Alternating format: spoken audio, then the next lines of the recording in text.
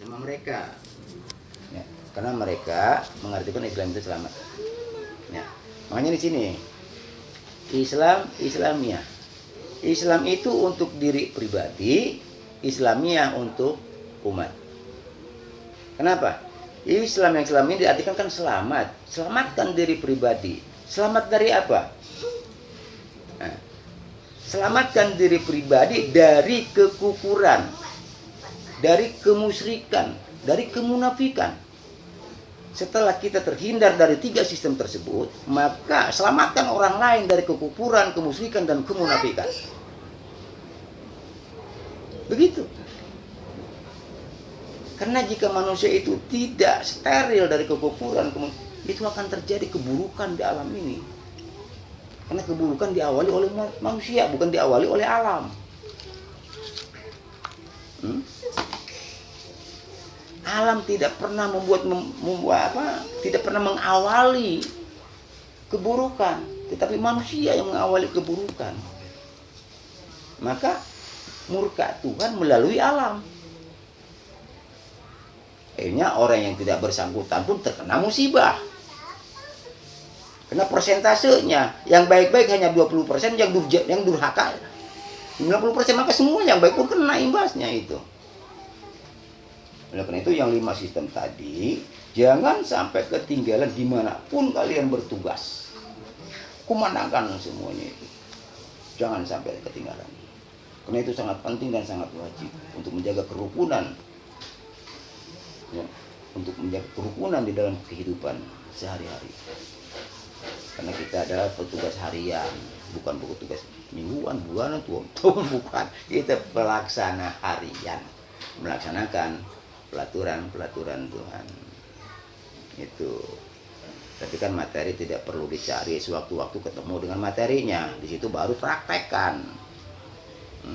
Ya, materi ini berkaitan dengan hukum apa? Kita sudah menceriti, selesaikan dengan hukum itu, gitu. Jangan sampai kita pun kedodoran nanti. Kok sang power kok begitu? Jangan sampai begitu nantinya. Orang-orang yang dipercaya oleh Tuhan untuk merealisasikan pelaturan-pelaturan Tuhan, kok dia sendiri kok kayak gitu? Memalukan itu. Aduh. Makanya mulai hari ini ke depan kita coba ya, mulai aktifkan diri kita di dalam segi akidah. Ya, kerapihan. Jangan memperlihatkan ekspresi diri yang mengundang-undang keburukan. Ekspresi itu masuk penilaian orang. Ini kan sering diajarkan masalah ini. Takut lupa akan diulang lagi, nggak masalah. Supaya kita betul-betul selalu ingat di dalam benak kita untuk itu ya.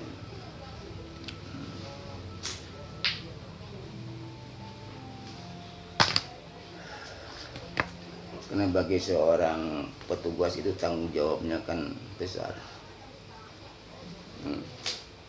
Salah di dalam berbicara, kemudian dipraktekkan orang lain kesalahan kita. Jangan ketawa ini. Waduh, ini bukan untuk diketawain. Tapi pengen ketawa juga.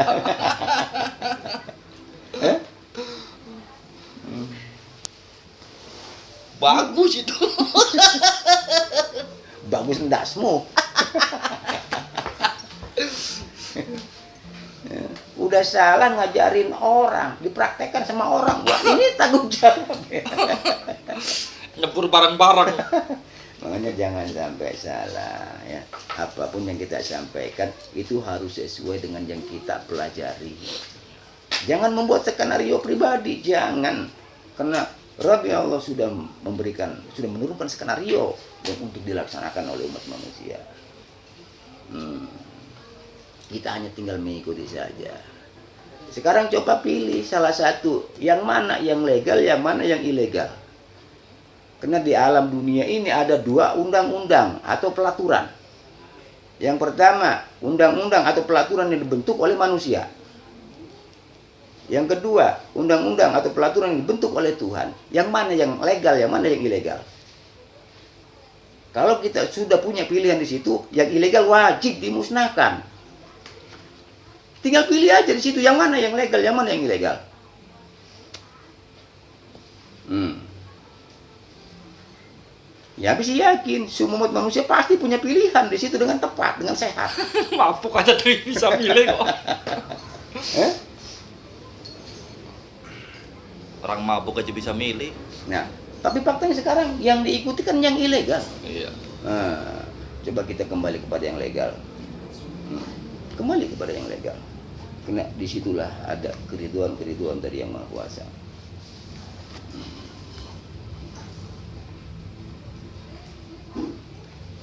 Ini semuanya harus dibenahi, harus kita tata dengan tepat. Materi A, kondisikan di A. Materi B, kondisikan di B. Materi C, kondisikan di C. Nah, orang ini pendidikan akhirnya di mana? Sarjana ekonomi, jangan disuruh mengembala kambing. Misalnya ternakan, itu kan peternakan itu enggak masuk. Kalau memang di sarjana ekonomi, biarkan dia mengelola perekonomian. Jangan menyalahgunakan. Wala talbisul haqqa bil batil. Jangan sekali-kali menyalahgunakan keahlian. Jangan ini sekali menyalahgunakan kepintaran. Jangan menyalahgunakan pendidikan. Kalau kita punya pendidikan sarjana ekonomi, bekerja di bidang hukum, itu amburadul nantinya. Jadi sistem bisnis. Nah, itu amburadul nantinya. Sesuaikan pendidikan kalau kita mau memposisikan bangsa kita. Ada lagi yang lebih penting. Suatu kerugian yang amat besar bagi pemerintah jika ada satu saja rakyatnya yang nganggur. Ini kerugian yang amat besar, apalagi sampai jutaan yang nganggur. Ini kerugiannya berapa triliun. Contoh, kerugiannya di mana? Satu orang bisa membuat gelas. Dia per hari bisa menciptakan 100 gelas, sementara kebutuhan dia cuma satu. Yang 99 keuntungan siapa? Ini keuntungan negara. Makanya di sini jangan sampai ada satupun bangsa kita yang nganggur. Apalagi ada yang menangis karena lapar. Jangan sampai terjadi. Makanya di sini Nabi himbau semua bangsa Republik Indonesia, terutama yang memiliki skill untuk kepentingan bangsa dan negara, bersatu. Jangan melangkah sendiri-sendiri, tidak akan pernah sampai di finish. Tidak akan pernah sampai di finish kalau melangkah secara perorangan. Lisolati min yaumil jumu'ah. Coba kita aktif bersama-sama. Begitu, coy. Ya, aktif bersama-sama. Ini sesuai dengan konsep kita. Di sini kan ada dalam konsep ini.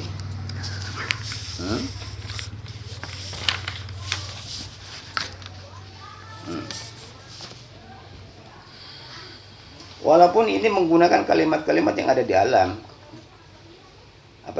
hitungan-hitungan yang ada di alam, namun ini adalah program. 1 tahun,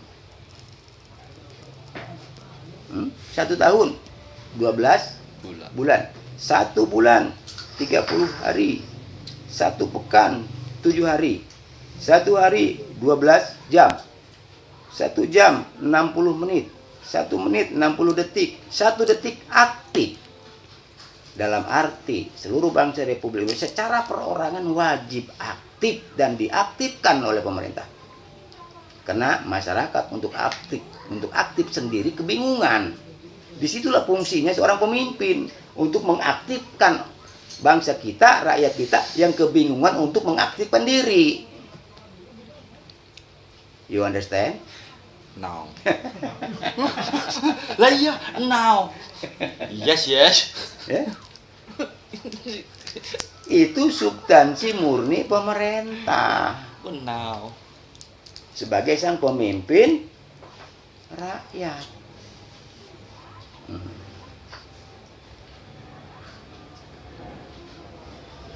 Makanya posisi jabatan presiden itu bukan dijadikan untuk suatu perlombaan untuk duduk di situ. Ngerti nggak Abta Negara?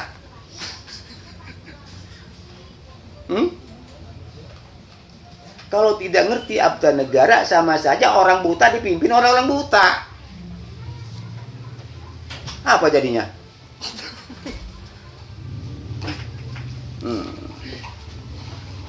Ini wajib diperhatikan oleh bangsa Republik Indonesia. Makanya di sini Abi kehilangan beberapa yang hilang. Satu, kehilangan yayasan pendidikan non reguler. Dua, kehilangan pandu. Tiga, kehilangan dekret 59. Kemana itu? Ini sumber kehancuran bangsa Republik jika kehilangan tiga sistem itu.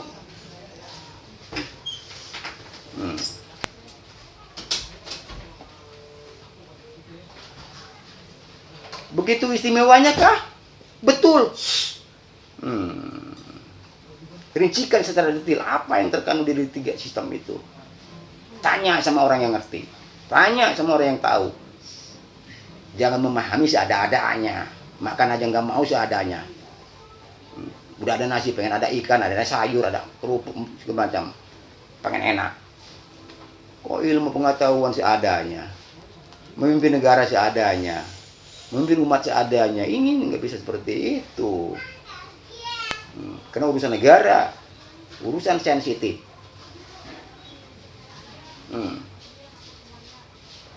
Salah sedikit fatal akibatnya. Itu.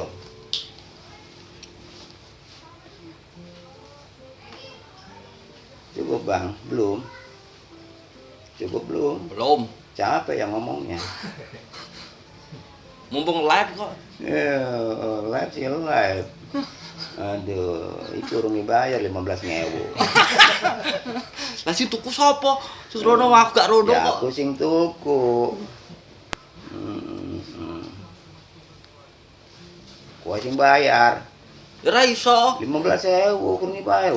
Lah yo ben kok. Kowe melu ngisap. Kan nang kono, aku ra nang kono. Ayo. Wih, sudah dibahas. Aduh. Itu kan iklan lewat. Iklan lewat. Masa tegang terus kapan lemesnya? Capek yang tegang. Coba dites. Pengen tahu lah. Itu sengaja suara dikerasin. Emang tahu. Taunya kedengeran keluar kan nggak lucu. Karena ini apa buat bekal kamu ke sana.